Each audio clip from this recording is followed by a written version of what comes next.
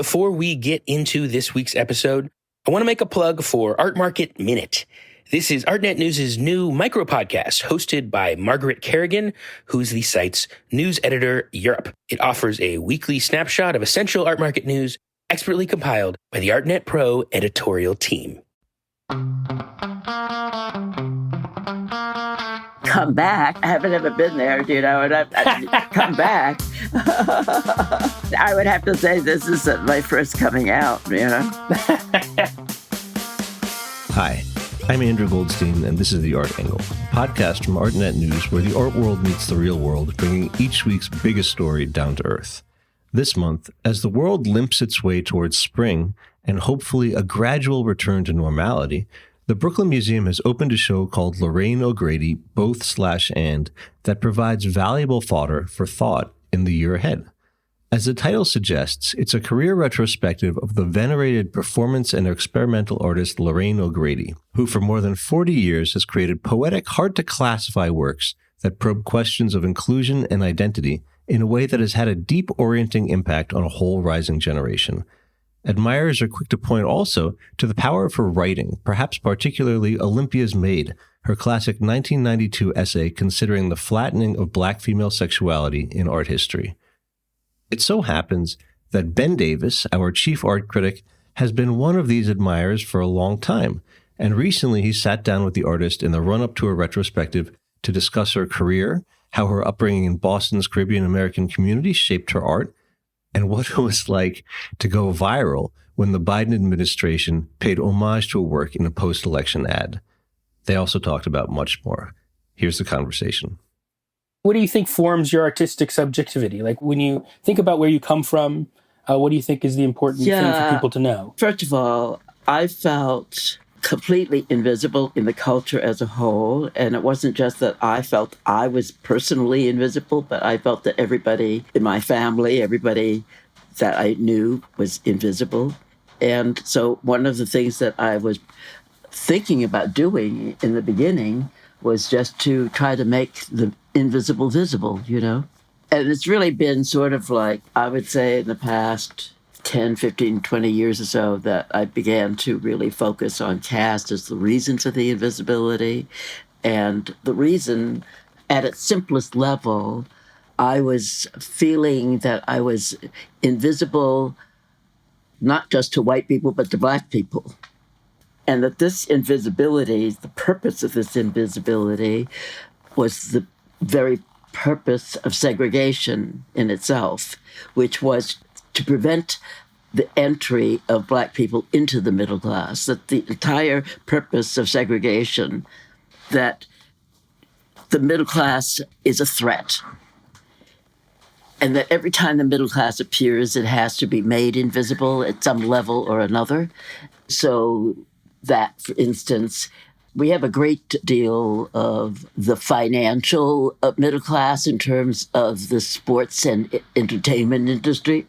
But we don't have, still even now, the sort of like everyday lawyer, doctor sort of middle class. And of course, that's what is the real sector.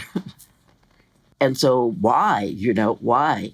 And I'm speaking about at two levels. First, there was when I was a kid growing up, realizing that all of the people that I knew were extremely accomplished, extremely well-educated. This is in Boston? In Boston, yeah. So at a certain point, I began showing pictures of my sister's 16th birthday party to show how that was celebrated in long gowns and suits for the girls and suits for the boys and so forth. And then looking at that picture, you could just see how totally invisible everybody's accomplishments were. I mean, one of my sister's girlfriends, her older brother, was not the first even, but the second Black Solicitor General of the United States. This is in 1939, okay? He didn't become Solicitor General in 39, but he was Solicitor General by, I guess, 1950s.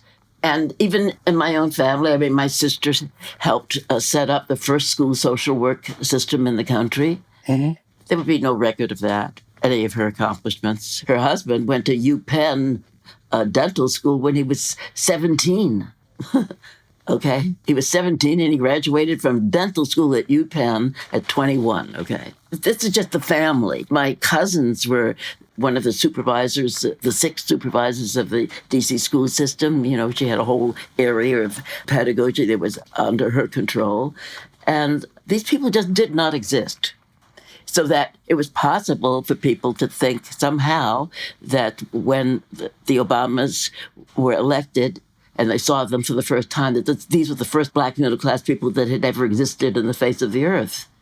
Right. It was so distorted, and it was personally hurtful, you know, and it was pretty hard not to notice that wherever I went, I was the only Black person, you know. And then when I entered the art world, it felt even more distorted because everything in the art world is a little bit more exaggerated than anywhere else, as we probably know. And so the idea that there could be Black artists making interesting work was not something that ever actually occurred to anyone. Mm-hmm. It just didn't, because it was an impossibility to imagine. So that was from the white side. Then from the Black side, there was this other thing that went on, which was that I felt that many of the artists that I saw were collaborating, were in complicity with their own invisibility by pretending somehow to be street kids, to be seeking credibility from the street. What middle class does that, you know? What middle class feels the need to do that? It's not that middle class people feel necessarily superior, but they have to feel that they exist in their own terms. Do you understand? That they don't have to exist in these other terms that don't apply to them. Not only, you know, having to pretend that they have this credibility, but they also are having to pretend that they can speak for this working class, because this working class is not speaking for itself. It is because there really is no desire for anything other than that which has to be spoken for. Right. You mean desire in terms of like art consumers. What they're looking for is a Black artist that represents like what they perceive to be the Black condition, which is just this distorted view of things. So what I'm talking about is a people whose complexity has been totally effaced, totally reduced. And this is simply not truthful. It's not the truth. Do you have a particular creative method that you use? What's the thread that you follow in making art? Well, I do respond to the outside world as well as to my inner promptings. You know what I'm saying? So, like, I am somebody who doesn't just make work without an audience. I'm a performer, and so I need an audience to be in dialogue with. And once that dialogue starts, then the spigot is on, idea after idea after idea. Then when nobody pays attention, they can dry up a little bit, you know? So I want to get to your first big performance, but I did want to ask you about your life between your childhood in Boston and up until the 70s when you enter the art world. You lived between a bunch of different things. They were very natural and organic progressions in some ways. I didn't just become an artist in my mid-40s. I had been trying to become an artist since my mid-20s. Not a visual artist, but a literary artist. I had gone to the Iowa Writers' Workshop in my late 20s, early 30s. I had been sort of like running toward myself, you know, and not finding myself or not being able to express myself or to express the things at the level that I wanted to, because I just didn't have the chops and the various other things were standing in the way. Yeah, you talk about moving or feeling like between things, and you move between all these different worlds. I did, but they were all worlds that I felt comfortable in. That's the advantage of having to fit in everywhere. I mean, you worked for the government, you worked as a translator, you volunteered for Jesse Jackson, you worked as a rock and roll critic for the Village Voice. Yeah. I mean, you really just took in a lot of different colors for your palette to paint with later. You know, there's like all these different experiences. Well, everything I did well. That's all I can say. I mean, I'm sure that most people who listen to rock music have things they want to say about it, but I was just able to say whatever I wanted to say. Did you learn anything from that, like experience, say, as a rock and roll critic for the Village Voice that inspired you artistically? Well, yeah, I mean, I have a very long footnote in the essay in my book on the Allman Brothers Band that I learned a lot about something that matters to me, which was hybridity. In fact, that was where I really learned about it, in fact. The Allman Brothers were a white Southern band, basically, but they had black musicians, which was unheard of at the time. And then at that same time that I was working as a rock critic, there was Aretha Franklin. In fact, I met Aretha in Chicago, and she was just coming back from a recording session at Muscle Shoals. And so most people don't realize that the signature, recognizable period of her work, Respect and I Feel Like a Natural Woman and all of those songs, were recorded at Muscle Shoals, which was owned by a white producer and had all white local musicians. And most of the songs were written by whites. Interesting. She loved working there because they were very, very, very talented. They were the backup band of the studio, but they felt that at the moment they were recording, they were that singer's backup band. They were her band. They could make themselves into whatever was needed by the singer. That's how accomplished they were. So there were two different streams of Southern music, which always appealed to me more than Northern Soul. I was not a big fan of Motown. I was a big fan of Stax Records. There were these two strands, these white strands that were going black and these black strands that were going white, So really it's the crossing. It's the crossing of these things. Yes, exactly. And some of the best rhythm and blues singers from the South, people like Joe Simon and others, they were as good at straight country music as they were at R&B. So it was a very interesting world for me to inhabit at that moment. And I made a connection with this sort of like street Buddhism that the Allman Brothers were into, some of them, and with the Japanese novelist Murasaki Shikibu. That was the mid-'70s, late 70s? Early 70s. Early 70s? And Early then that 70s. does seem to connect to sort of, when you enter the art world, as I understand it, it was around this gallery called Just Above Midtown, a black art space. What drew you to that space? Well, what drew me to the space was black people. I had gone to this Afro-American abstraction show at PS1. I'd gone to the opening. This was the days when they used to advertise openings in the Village Voice, Yeah, right.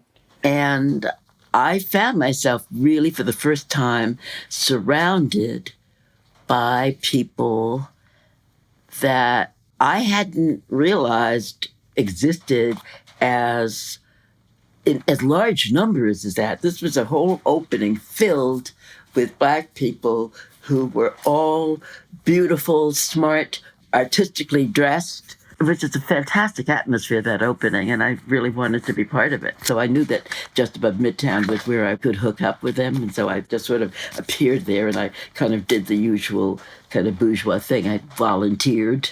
I said, I can lick stamps. I can do stuff envelopes. I'll do anything you need me to do. And then, after about 3 weeks, I realized I could write the stuff that was in the envelopes, and I started actually working there, I mean, they really lucked out because they've got like a rock and roll critic stuffing the press releases in the for the art gallery. Yeah.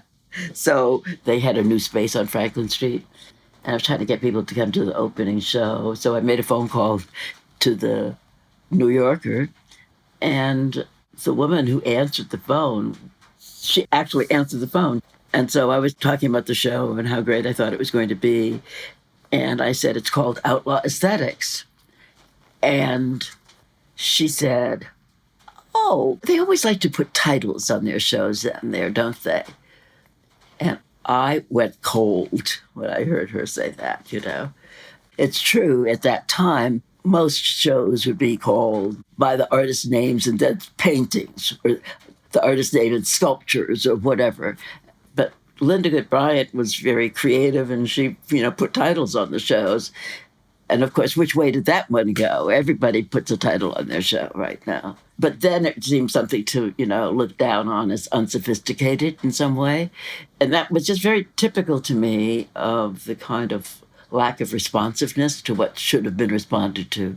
I mean, when you think about the artists that were there, there was me, there was David Hammonds, there was Sengen Ngudi, there was Marion Hassinger, there were all of these people that were really superb artists.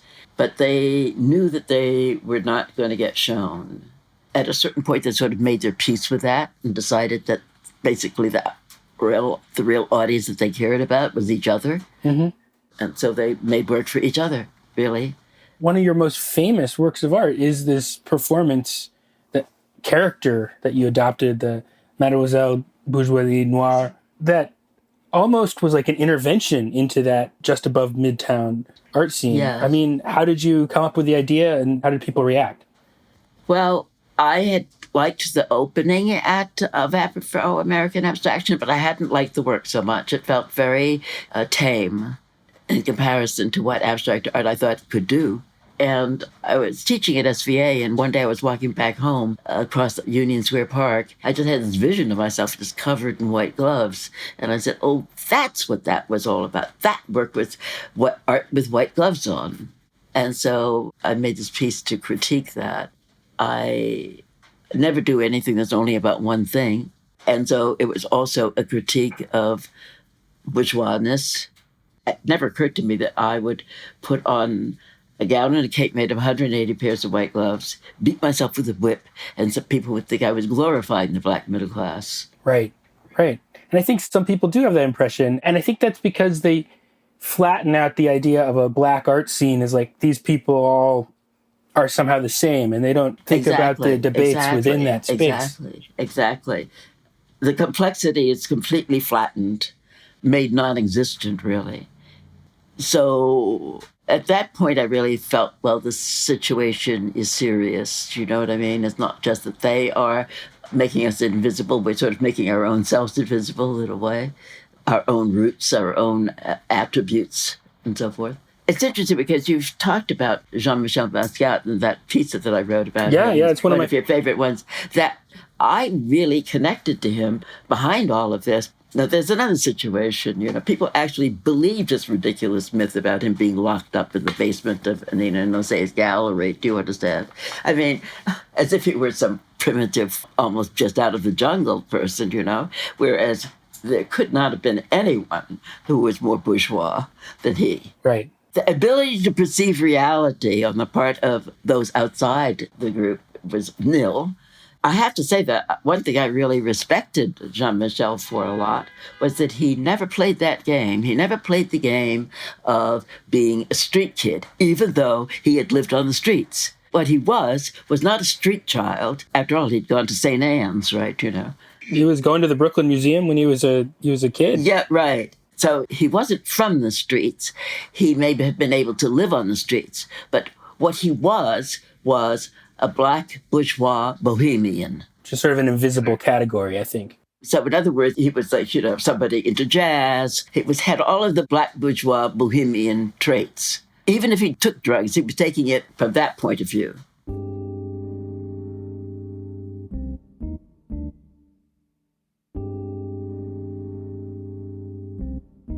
You have this big show, but then you also have this new collection of your writing that's just come out, the Writing in Space. I thought, because you are one of my favorite art writers, that I did wanted to ask you about that essay from 1993.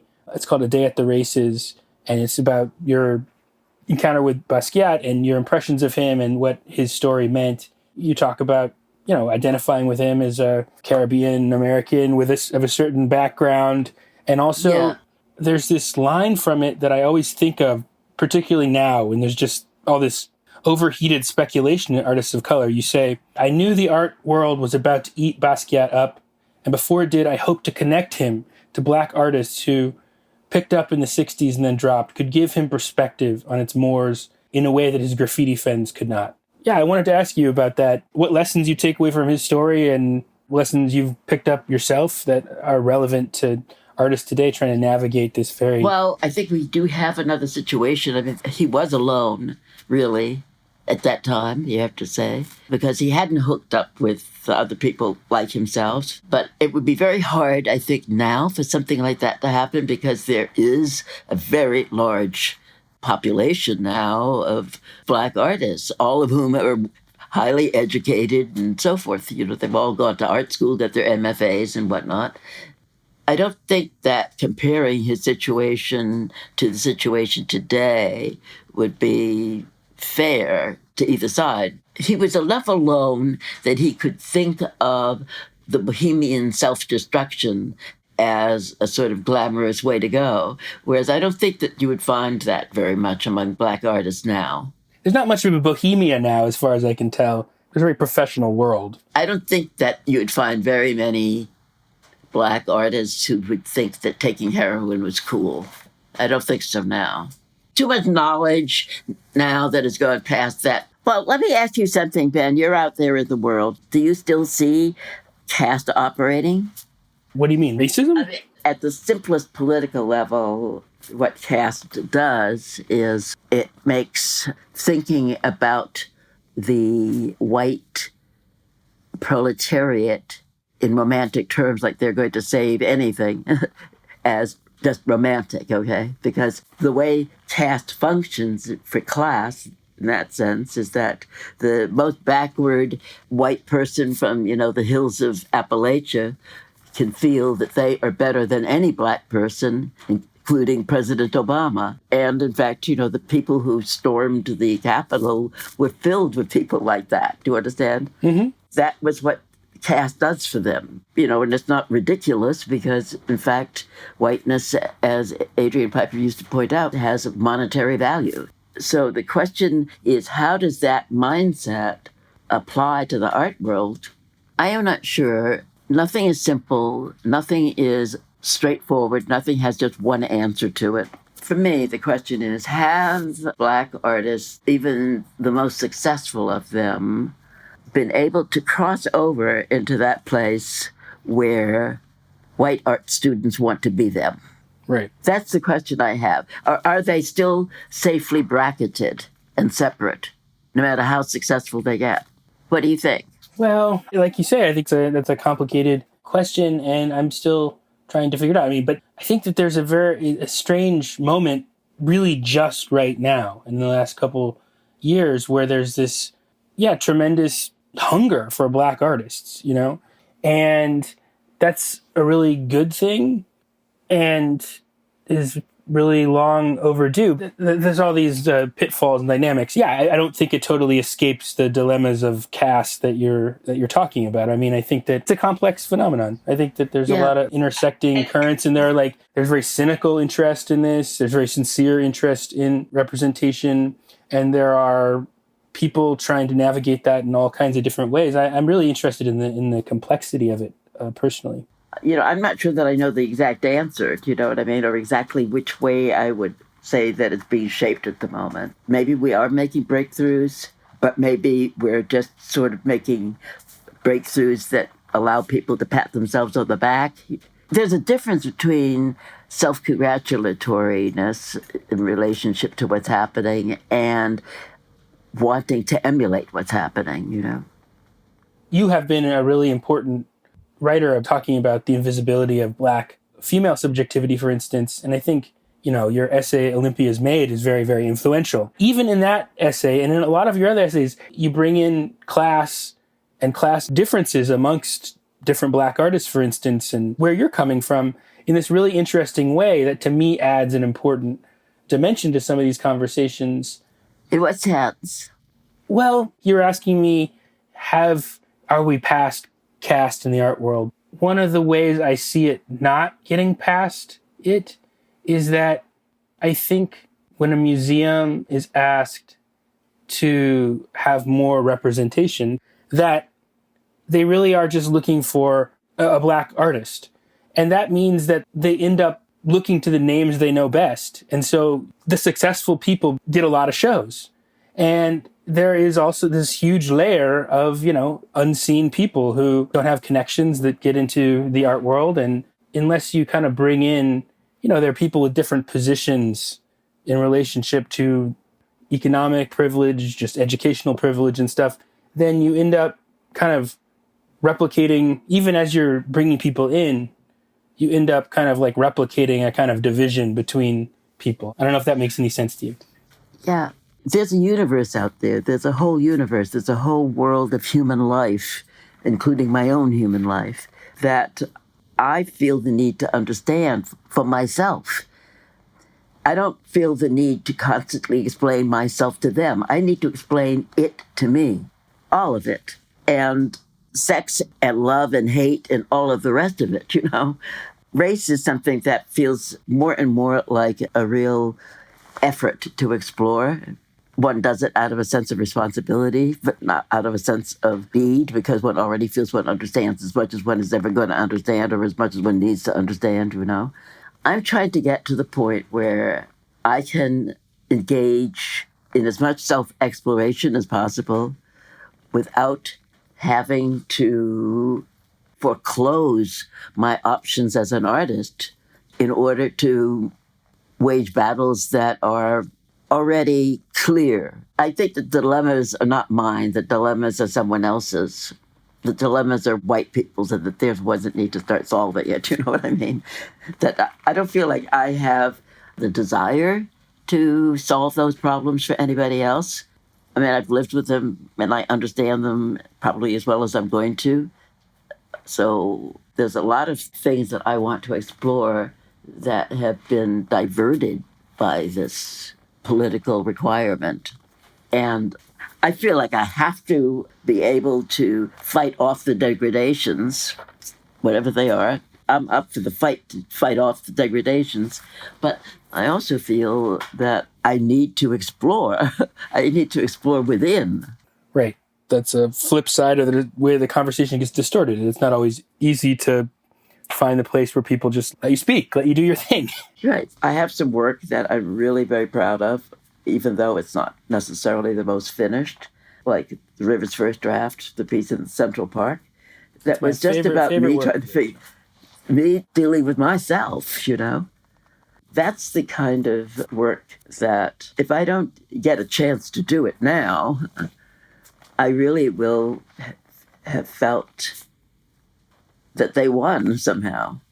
I did want to talk a little bit about sort of activism in the art world. I was reading Dada Meets Mama, this 1992 essay on the Women's Action Coalition, which was an artist-founded feminist organization begun in New York in reaction to the Clarence Thomas hearings. How has that kind of organizing behind the scenes been important to you?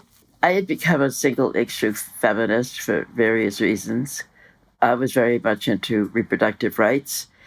And I would say that in the 70s, and maybe even into the 80s, reproductive rights were not as much supported by Black feminists as by white feminists, for whom this was like a primary battle. And I always felt that if I wanted to get what I needed, I would have to make allies. I feel that in general, that we need allies. We're still a minority. We have to kind of do it all ourselves. I did do various forms of feminism, not just WAC, but other organizations. And it always did seem to come to the point where it looked as if I and other women of color were charged with bearing difference, whereas white women were free of difference somehow. They were normative. That did put a limit on how much one could actually accomplish politically, I think. Were those networks of people who formed to that important? Oh, yeah. I have to say that I made tremendously wonderful friends. I still have many of them. And so that's the complexity of it. You know, if you get into a world like that, friendship has an important role to play. And so there are battles you fight, battles you don't fight, you know. I mean, you're someone who had like a big comeback in a way in the last 15 years or so, you know, and part come of that... back. I haven't ever been there, you know, and I come back. I would have to say this is my first coming out, you know. Well, I mean, you were involved. There's a very important show called WAC in 2009. That was a gathering together of feminist art that Connie Butler partly curated. And she had known you from the WAC coalition or something like that. Do I get that right? Yeah. I've had moments of success. I can't say that I haven't over the years, but I think this is the first time there's been a success with a greater degree of understanding So it feels more real in some ways, more sustainable. Okay, well, one of your most famous works is Art Is from 1983, which was this performance you did at the Harlem Day Parade. People might know that because it recently there was an homage to it by the Biden-Harris campaign when they won. Did you see it, by the way? Yeah, I've seen it. It was kind of an amazing experience, There were like 40 million views on Twitter the first day and 40 million on other platforms, so 80 million views the first day.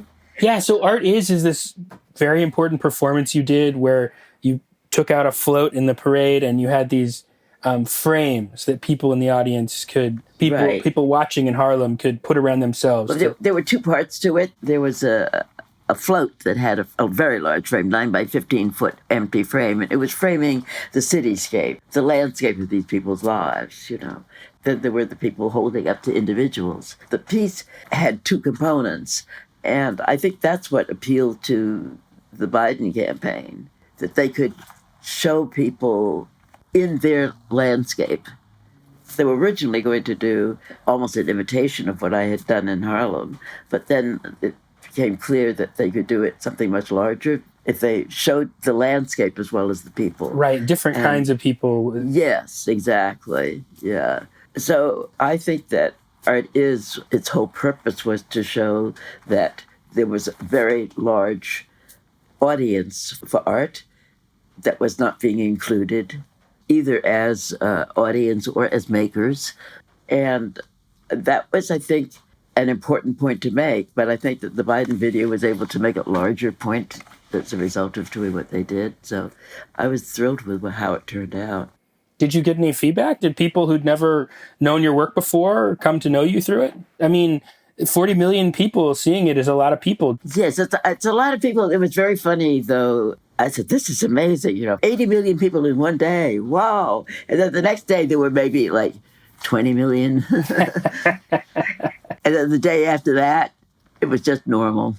Yeah, it's a quick spike. How fleeting is fame, and that. Yeah, it was a big learning curve there in 2 days. Well, hopefully the Brooklyn Museum will be a slower burn, but a more important milestone. What do you hope people take away from the show? What do you hope they see? I want them to see the complexity of my work. I want them to see the variety of the work. I'm not somebody who is boring down deep to find an ultimate truth. I'm just simply trying to make as many of my truths visible as possible, since they've been made invisible. I hope that people like the show. I really do. What do you think the biggest surprise that people will find is? I think that there's a lot of work that they haven't seen. I think they really haven't seen the work, and they certainly haven't seen the work together. That's what's so amazing about this moment, is that it's the first retrospective of a long career, a career that hasn't had enough exposure for enough of the work. So I think that it's going to be the first time that people are able to see who I am as an artist, really. Amazing. I can't wait to see it myself. I hope you like it, dear. I really do. Well, Lorraine, I really appreciate your time. Really great honor. Hope to see you when this is all over. Terrific. Thank you. That's it for this week's episode of The Art Angle. If you like what you heard, you can subscribe to the show on Apple Podcasts, Spotify, or wherever else you get your podcasts. Also, take a moment to rate and review us. It will help other listeners discover what we're doing. The Art Angle is produced by Sonia Manalili, Tim Schneider, and Caroline Goldstein. Thanks for listening, and see you next week.